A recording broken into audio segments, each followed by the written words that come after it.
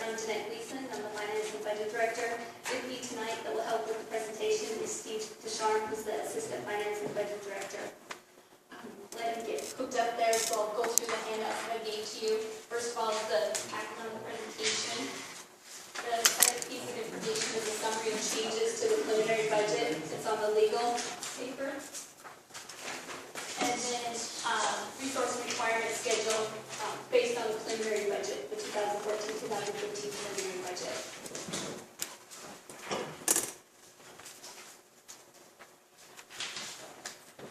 Tonight, I would like to start with tax-supported funds. They seem to grab the most attention this time of year when we're trying to fix levies and set levies and whatnot. And so we'll jump right into the resource requirement schedule, which is the third page on your handout. On the resource requirement schedule, I'm sorry for the public that's here tonight. This is kind of a tough one to read, but I'll go through some of these numbers with you. And we do have some handouts here, and for those that are in the public, we can also provide these handouts to you later. I might have a couple extras here if you want to walk up to the front and grab them if you're interested. In the resource and requirement schedule, for the tax-supported funds, you're going to note that our mill value based on that is based on a $57,091 mill. Also, we're levying up to 400 mills to generate enough property taxes in the county. In 2014, this mill value was $58,451. Number of mills that was levied to generate taxes was 371.48 mills. So in the total budget, which we'll get to later on, is a total of $181,335,239. In the tax-supported funds, I just want to point out some of the appropriation line items, some of the us in this category right here, what's in those and what's the major components that are in that. And again, there's the 2% raise, and then there's $30 on the health insurance per month for those health plan participants, and as well as the union personnel that are supported by tax funds. A key component of this budget is the reserves. We've upped the reserve level, as you can see that. It's been discussed several times throughout this budget process. We've moved the reserve funds from $5,219,000 to $6,683,000, excuse me. That brings the percentage up to a little over 16% compared to a 12% value that we were looking at last fiscal year. And like I said, as we get to the presentation, I'll talk to why the reserves are so important and why what constitutes some of the other major items in the tax program as well. I'd also like to point out that the non-tax revenues, they are down slightly, but that is a major component of the $1.8 million grant that was received last fiscal year in the transit department with the buses that we received. So when you're looking at non-tax revenue down, property tax up, what's going on, that was a major element in that function. So as we move in and talk about the tax-supported funds, like I said before, the preliminary budget is based on 400 mills compared to 371.48 mills in fiscal year 2014. But really, what and how does that impact the taxpayers? And this schedule we presented last week to the Finance and Budget Committee, and I think that they liked this presentation, so I chose to do it again tonight. It shows the market value of $120,000 from going from 2015 to 2014 of $11.28 increase. I kind of want to step through these elements over here in the corner and talk about what happens here. So a market value of a home of $120,000.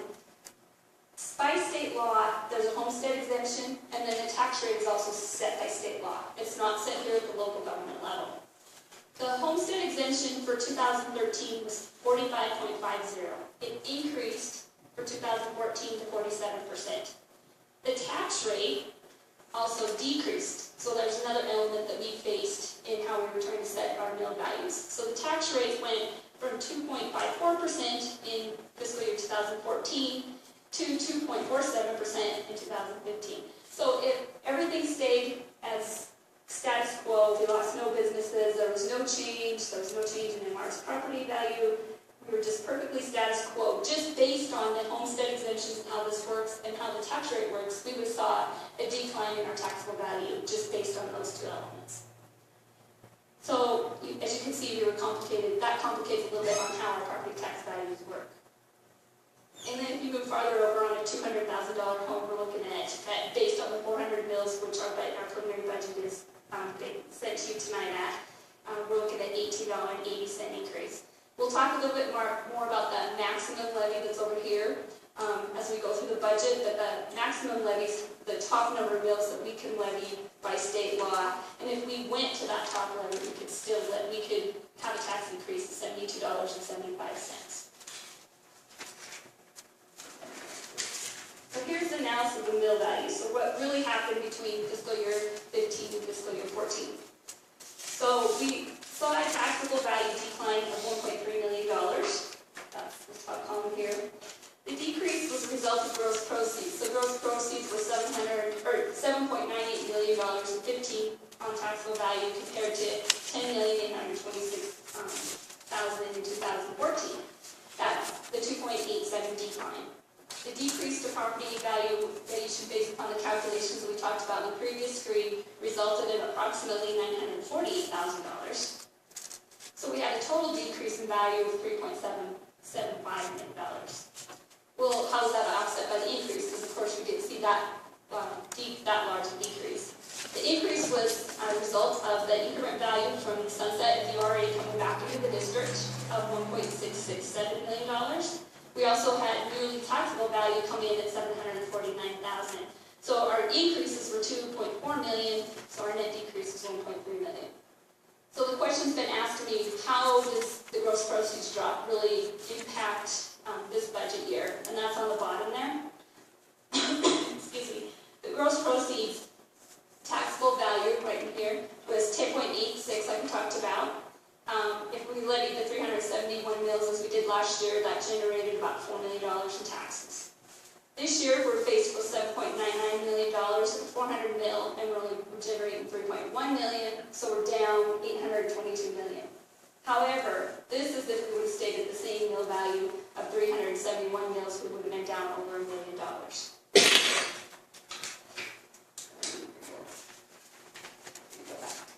So that was one issue that we faced with the budget. The next issue I want to talk to you about, and I don't think Steve can go back to the resource report. Go back.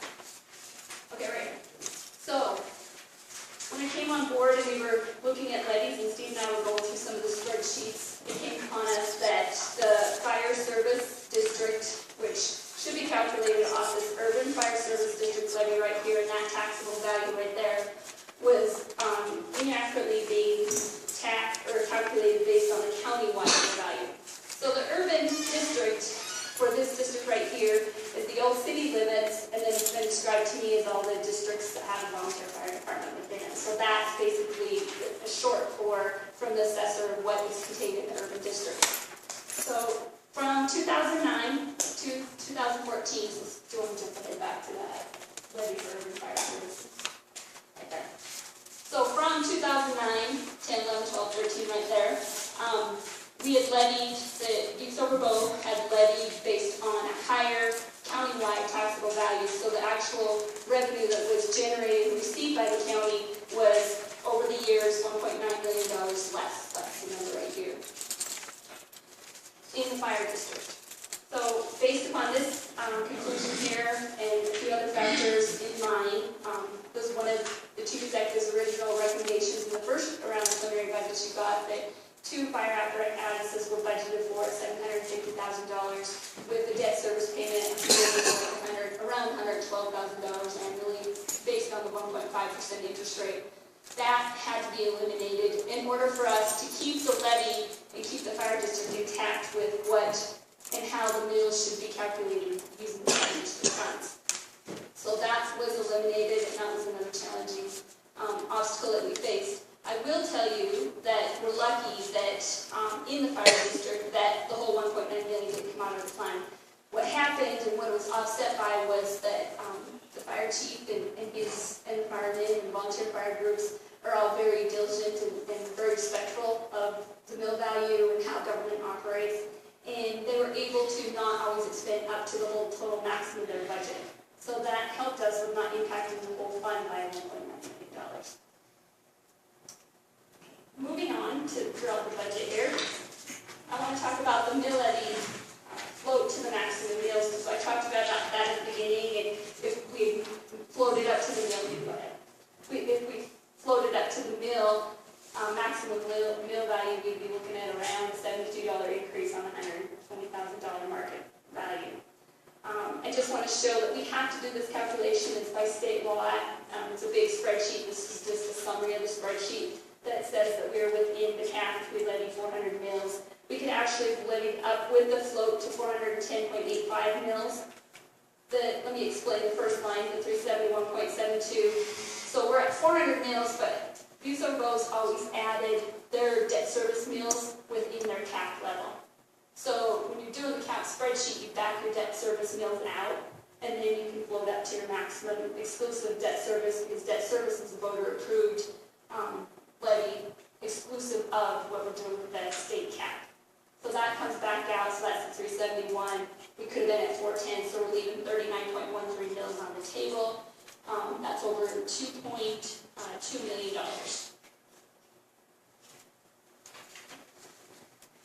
So what are the major items? Like I said, we would go ahead. Major items.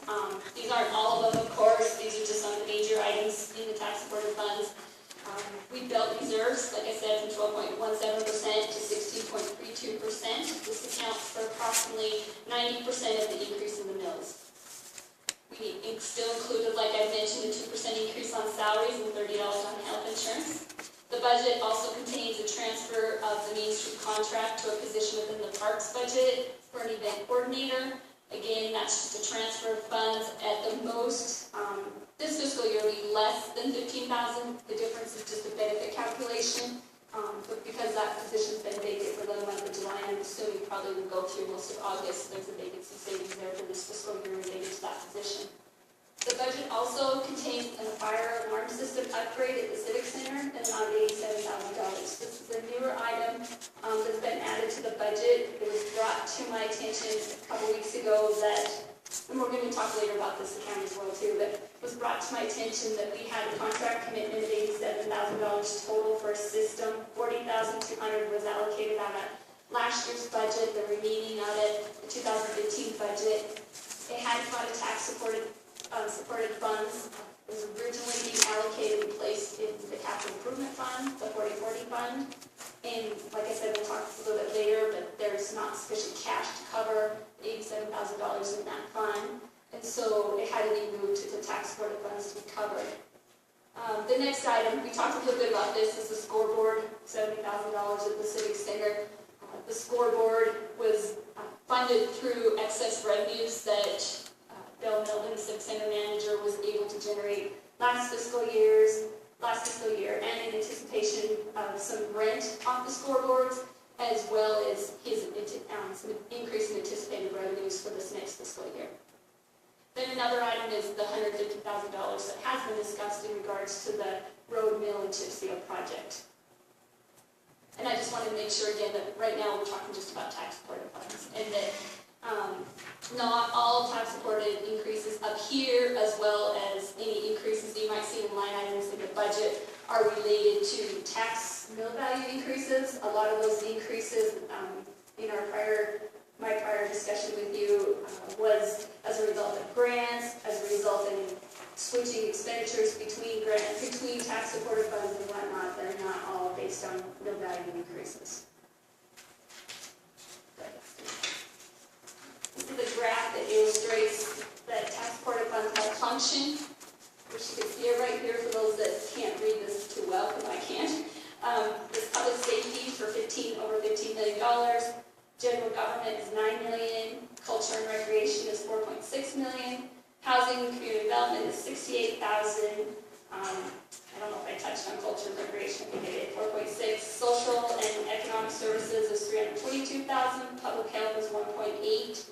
This is public health is sometimes misleading. It includes a lot of different things related. It's anything by the state bar's charter account system that has a function activity with a 44 in it. So that relates to community enrichment, the health department activities, and so on. And then we have Public Works, I don't know if I mentioned that, at $6.4 million. Again, these are just the tax quarter dollars and how they're allocated out by function. This number I'm pointing out to does not include, it excludes operating transfers between funds, because basically if we were including them in these funds up here, then we would be double counting for expenditures. So if you go and add up all these numbers, it doesn't add up to the $40.948 million budget that we have in the tax quarter